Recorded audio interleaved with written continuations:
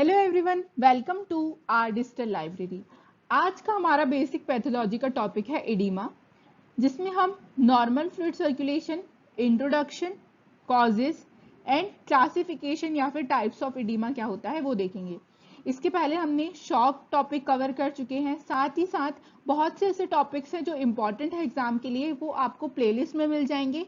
Tricks भी available हैं, तो चैनल को सब्सक्राइब करें और बेल आइकन को प्रेस करें ताकि आपको सारे अपडेट्स मिलते रहें। इसी के साथ मैं आपको बता दूं कि एमपीएमएसक्यू या फिर एग्जाम से रिलेटेड जितने भी आपके डाउट्स होते हैं उसके लिए हम रोज लाइव सेशन क्रिएट कर रहे हैं, तो उसमें आप अपनी सारी क्वेरीज पूछ सकते हैं। एग्जाम्स या फिर सब्जेक्ट्स जो भी आपको पूछना हो तो आप उसको ज्वाइन जरूर करें, इसलिए बेल आइकन जरूर प्रेस करें ताकि आपको वो नोटिफिकेशन मिलता रहे। इन जनरल हम ये बोल सकते हैं कि एडिमा फ्लूइड के एक्यूमुलेशन की वजह से कॉज होता है। तो सबसे पहले हमको ये जानना जरूरी है कि बॉडी में फ्लूइड को किस तरीके से डिस्ट्रीब्यूट किया गया है। तो सबसे पहले हमारी बॉडी वेट का 60% पार्ट वाटर क्रिएट करता है। इसको भी दो पार्ट में डिवाइड किया गया है। 2/3 पार्ट इंट्रासेलुलर फ्लूइड, मतलब fluid with in the tissue या फिर सेल्स, और 1/3 पार्ट एक्स्ट्रा सेलुलर फ्लूइड यानी फ्लूइड आउटसाइड द सेल, ये होता है। एक्स्ट्रा सेलुलर फ्लूइड को भी 3 पार्ट में डिवाइड किया गया है फर्दर, इंट्रावेस्कुलर, इंटरस्टिशियल या फिर नेक्स्ट होता है ट्रांसवेस्कुलर। तो ये था हमारी बॉडी में फ्लूइड का डिस्ट्रीब्यूशन। अब हम देखते हैं नॉर्मल फ्लूइड सर्कुलेशन क्या होता है। तो हमारे सर्कुलेटरी सिस्टम में दो प्रकार के प्रेशर क्रिएट होते हैं। फर्स्ट है हाइड्रोस्टैटिक प्रेशर, जो कि आर्टीरियल एंड में क्रिएट होता है और ये आउटवर्ड एक्ट करता है। ये बॉडी फ्लूइड की वजह से प्रेशर क्रिएट होता है। नेक्स्ट होता है वेनस में प्लाज्मा कोलाइडल ऑन्कोटिक प्रेशर, ये इनवर्ड एक्ट करता है और प्लाज्मा प्रोटीन की वजह से होता है। ये दोनों अपोजिट होने की वजह से एक दूसरे को बैलेंस करने का काम करते हैं। इसकी वजह से हमारी बॉडी में नॉर्मल फ्लूइड सर्कुलेशन चलता है। अब हम देखते हैं कि जो फ्लूइड इंटरस्टिशियल फ्लूइड स्पेसेस में फिल्ड होगा वो इंटरस्टिशियल फ्लूइड प्रेशर क्रिएट करता है, और इसकी बाद जो फ्लूइड है, इंटरस्टिशियल फ्लूइड है, वो लिम्फेटिक्स के द्वारा ड्रेन किया जाता है और टिश्यूज तक पहुंचाया जाता है। तो ये था हमारा normal fluid circulation. This diagram shows the plasma oncotic pressure and the hydrostatic pressure balances each other.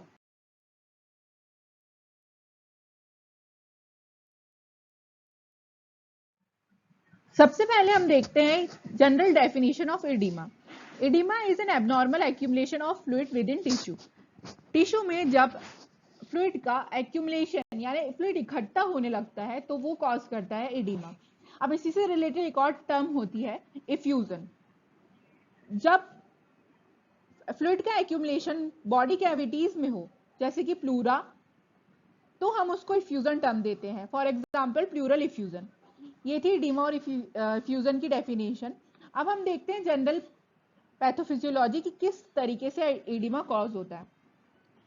तो जिस तरीके जैसे हम पहले पढ़ के आए हैं, हाइड्रोस्टैटिक प्रेशर और प्लाज्मा ऑन्कोटिक प्रेशर, ये दो मेन कॉज होते हैं एडिमा के।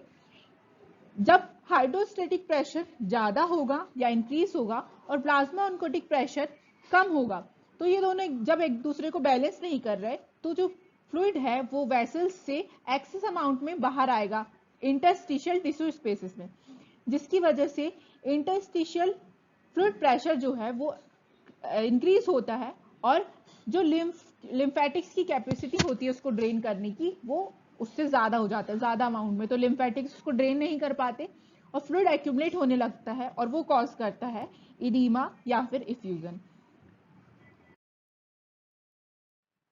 ये इमेज शो कर रही है नॉर्मल फुट और फुट विथ इडीमा। अब इस टॉपिक का नेक्स्ट इंपॉर्टेंट पार्ट आता है कि कॉजेस ऑफ इडीमा। तो 5 फैक्टर इन्वॉल्व होते हैं जो कि इडीमा को कॉज करते हैं मेनली। फर्स्ट होता है इंक्रीज्ड हाइड्रोस्टैटिक प्रेशर, जो कि हम पहले देख चुके हैं, अब हम इसको सारे पॉइंट्स को डिटेल में देखेंगे। सेकेंड होता है reduced plasma oncotic pressure. Third होता है इन्फ्लामेशन।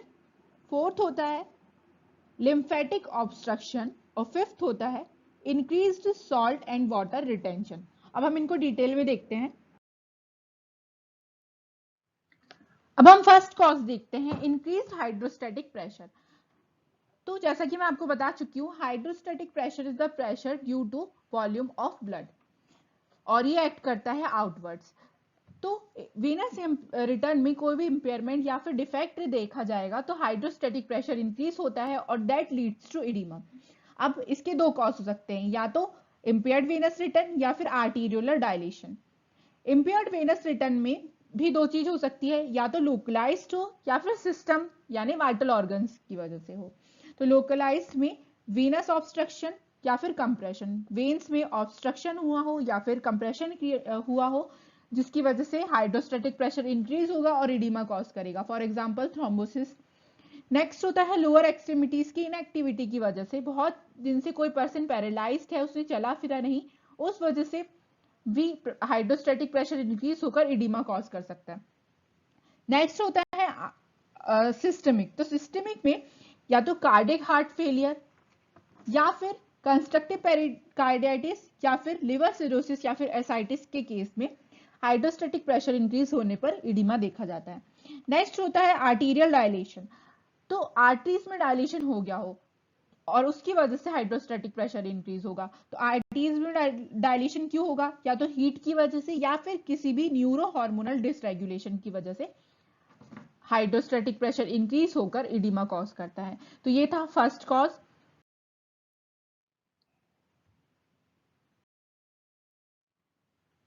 नेक्स्ट होता है प्लाज्मा ऑन्कोटिक प्रेशर। तो हम जानते हैं pressure due to plasma protein is known as plasma oncotic pressure और इट एक्ट्स इनवर्ट्स।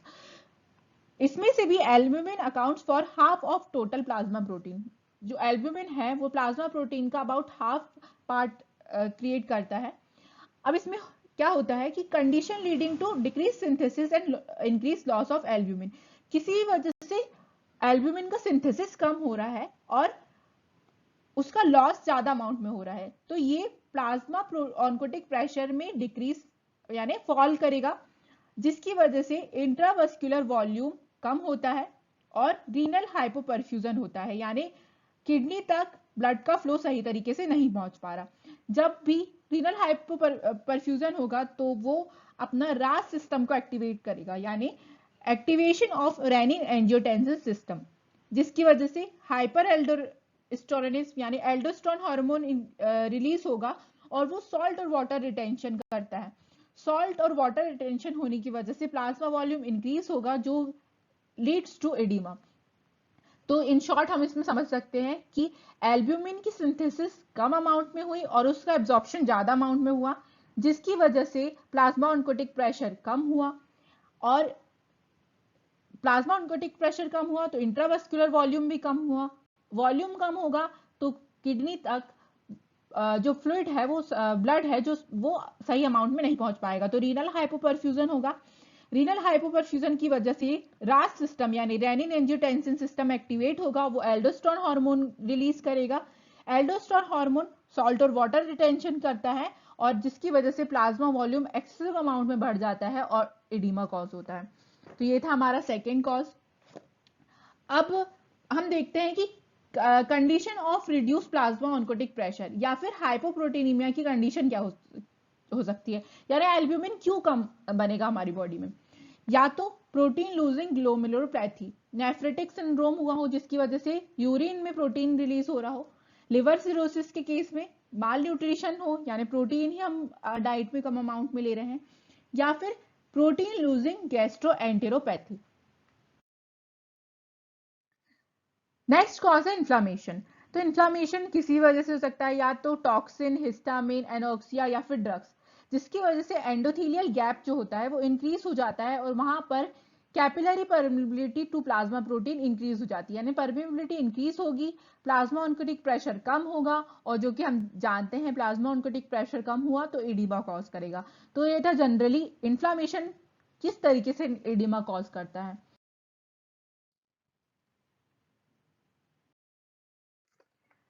नेक्स्ट होता है लिम्फेटिक ऑब्स्ट्रक्शन।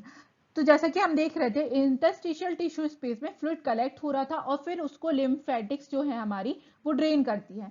यदि उन लिम्फेटिक्स में ही ऑब्स्ट्रक्शन क्रिएट हो गया तो फ्लूइड आगे मूव नहीं कर पाएगा, वहीं पर एक्यूमुलेट होगा, जिसको हम एडिमा बोल रहे हैं। तो किस वजह से हो सकता है? या तो ट्रॉमा हुआ हो, या फाइब्रोसिस, या इन्फेक्शन, या फिर पोस्ट सर्जिकल या फिर पोस्ट इरिडिएशन के केस में disrupt lymphatic channels and impair clearance of interstitial fluid result in lymphedema। इन सब की वजह से lymphatic channels में इंटरप्शन या फिर इम्पेयरमेंट देखा जाता है और वो कॉज करता है लिम्फेडिमा। अब जो हमने पॉइंट बोले, इन्फेक्शन या फिर पोस्ट सर्जिकल या पोस्ट रेडिएशन, ये क्या होते हैं? इन्फेक्शन जैसे कि फाइलेरिसिस के केस में फाइब्रोसिस ऑफ लिम्फेटिक्स, लिम्फेटिक्स में फाइब्रोसिस कॉज होता है और वहां पर हमको एक्सटर्नल जेनिटेलिया में एडिमा देखने को मिलता है एलिफेंटियासिस के केस में। नेक्स्ट होता है पोस्ट सर्जरी। तो ब्रेस्ट कैंसर के केस में अपर एक्सट्रीमिटीज में एडिमा देखने को मिलता है, क्योंकि वहां पर एक्सिलरी लिम्फ नोड, क्योंकि वहां एक्सिलरी लिम्फ नोड में मेटास्टेसिस के चांसेस ज्यादा होते हैं कि वहां से जो कैंसरस सेल्स है वो कहीं अदर पार्ट में कैंसर क्रिएट करे। इसी वजह से वहां पर ब्रेस्ट कैंसर के केस में एक्सिलरी लिम्फ नोड्स को निकाल दिया जाता है, रिमूव कर दिया जाता है, और इस वजह से वहां पर अपर एक्सट्रीमिटीज में एडिमा देखने को मिलता है। तो ये थी लिम्फ ऑब्स्ट्रक्शन।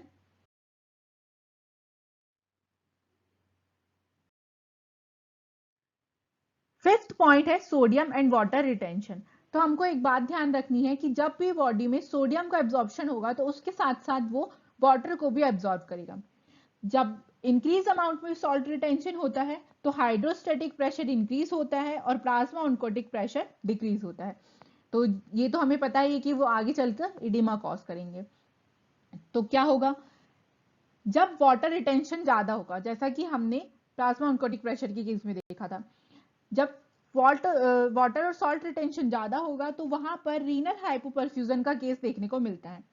रीनल हाइपोपरफ्यूजन मतलब किडनी तक सही अमाउंट में ब्लड नहीं पहुंच पा रहा, तो वो रेनिन एंजियोटेंसिन सिस्टम यानी कि रास को एक्टिवेट करता है, जिसकी वजह से सोडियम और वाटर का रिटेंशन यानी एब्जॉर्प्शन ज्यादा अमाउंट में होने लगता है, और वो ज्यादा अमाउंट में होगा तो वो इडिमा या फिर इफ्यूजन कॉज करेगा। तो ये था हमारा fifth point, sodium and water retention. Oedema को दो पार्ट में डिवाइड किया गया है, क्लासिफाई किया गया है, जनरलाइज्ड और localised. Generalized edema is a condition when you notice swelling, puffiness and water retention in various parts of the body। किसी भी बॉडी पार्ट में यदि आपको इडिमा दिख रहा है, जैसे कि एब्डोमेन, आर्म्स, लेग्स, फेस या फिर फीट, तो उसको हम जनरलाइज्ड इडिमा बोलते हैं। इसके सिम्टम्स हो सकते हैं ब्लॉटिंग यानी कि स्वेलिंग, टाइटनिंग ऑफ स्किन या फिर skin patches. Condition that leads to generalized edema are congestive heart failure, nephrotic syndrome, cirrhosis of liver या फिर systemic infection etc। Generalised oedema generally हम देखते हैं right heart failure, nephritic syndrome, hypoalbuminuria, liver disease या फिर berry में देखने को मिलता है। फिर नेक्स्ट पॉइंट आता है localised oedema. Can be defined as a type of oedema continue to a particular part organ of the body. किसी भी वाइटल ऑर्गन या फिर स्पेशल ऑर्गन में यदि एडिमा देखने को मिल रहा है उसको हम लोकलाइज्ड एडिमा बोलते हैं। Various condition that leads to localised oedema are trauma हो या हुआ हो, इन्फेक्शन के केस में, या फिर लिम्फेटिक ऑब्स्ट्रक्शन लाइक फाइलियरिसिस, या फिर venous obstruction like example thrombosis. इन सारे केस में किसी भी पर्टिकुलर पार्ट में या फिर ऑर्गन में एडिमा देखने को मिलता है उसको हम लोकलाइज्ड एडिमा बोलते हैं। Localized edema in inflammation, obstruction of blood vessel या lymphatics, emaciation and old age या फिर allergic condition में। Thank you so much. Stay connected with our digital library for more videos.